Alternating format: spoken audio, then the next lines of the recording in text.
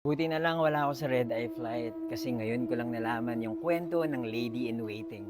Story time! May araw pa naman ngayon kaya malakas yung loob kong ikwento yung tungkol sa kinakatakutang babaeng nakaputi sa Honolulu Airport.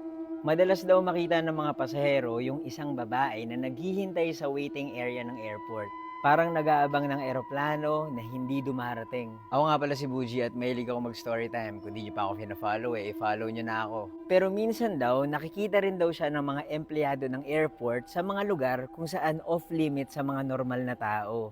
Pero may mga misteryosong nangyayari sa airport na sinasabi nila na kagagawan daw ng babaeng nakaputi. Tuwing gabi, kapag tahimik ang lahat, naririnig nila na may gumagalaw ng rolyo ng tissue sa banyo. O kaya naman, bumabagsak yung mga takip ng inidoro kahit wala namang tao. Ang nakakakilabot pa dito, minsan daw nakikita nila na may kakaibang sakay yung mga sasakyan sa airport. Kahit sabi ng mga driver, wala naman silang pasahero. Pero ang malala, merong ibang mga pasahero sa red eye flight na nagsasabing parang may humihiga sa kanila tapos sinasakal sila. Ang kwento raw ng lady in waiting, merong isang babae na ikakasal dapat sa isang lalaki na biglang nag-book ng flight papunta sa ibang bansa.